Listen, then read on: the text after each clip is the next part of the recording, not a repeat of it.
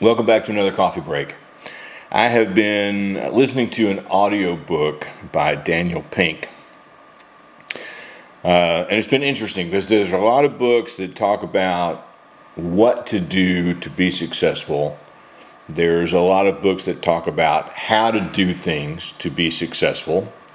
There are also a lot of books about why you should do certain things to be successful. This book is about when.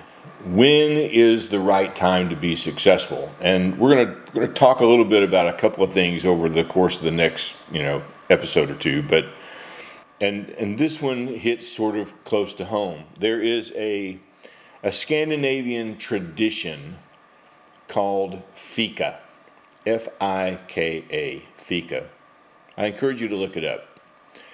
Fika is the Scandinavian version of a coffee break. Now, in the United States, we do coffee breaks entirely wrong. No question about it. We do it wrong. I used to go to Starbucks in the morning when, pre-pandemic. And especially kind of mid-morning on a Saturday or maybe through the summer during what would be a normal work day for most people.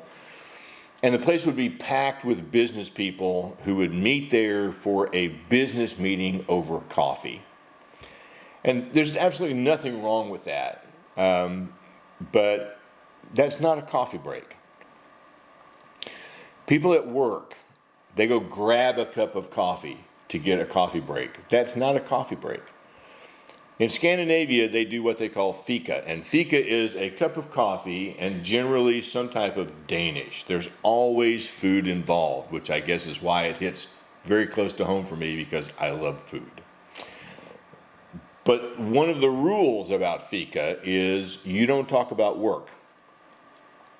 You talk about your family, you talk about the things you're going to do this weekend, you talk about your hopes and dreams, you talk about what you've been reading, you talk about a TV show you watched, but you do not talk about work. And in the workplace in Scandinavian countries, this is the way they take a coffee break.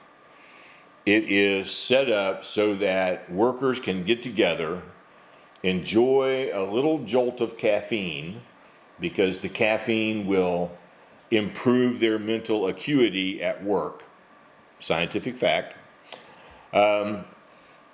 But it also gives them a mental break from what's going on at work and allows them to develop more of a sense of community.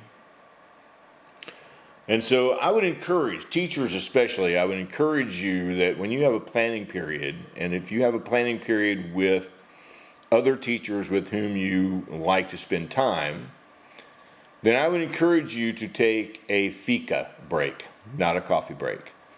Get together for 15, 20, even 30 minutes of your break. Grab a cup of coffee or a cup of tea or, whatever is going to give you the caffeine jolt you need to get through the day. Have a little snack and talk about anything but work. Anything but work. Because in the Scandinavian countries that do this, they have seen not only an uptick in productivity, but they've also seen an uptick in the way people feel about their jobs. And because we are in such a stressful environment right now, with coming out of school closures, coming into hybrid models, coming into no mask, going back into mask, we've got a huge absentee rate going on in some classes. It is a very, very stressful job because it doesn't matter if you've got 100% absent or 100% attendance or 80% attendance or 20% attendance.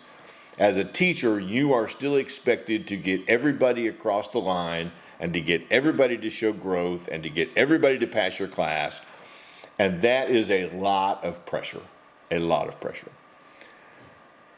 Especially coming into fall break now, I encourage you, please, teachers, please, do not take your fall break to grade late work.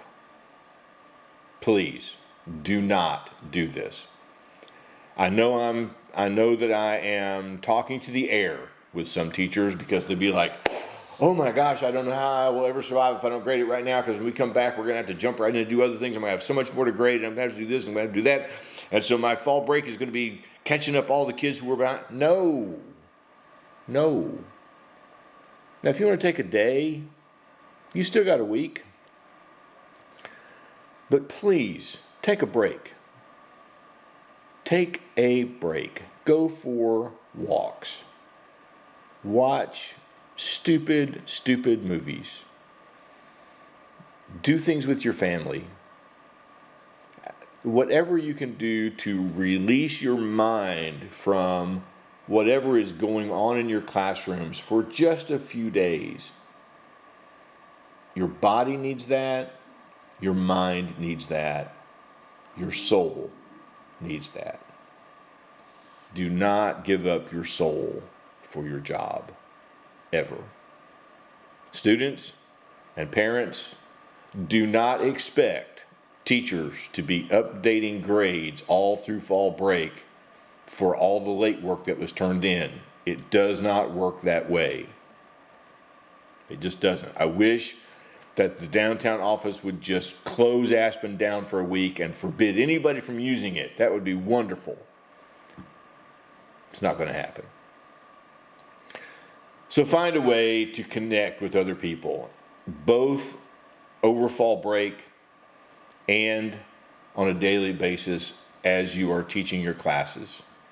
Find a way to develop even a time in your class to connect with your kids about something other than school, because they need more of a break than just lunch as well. We'll see you next time.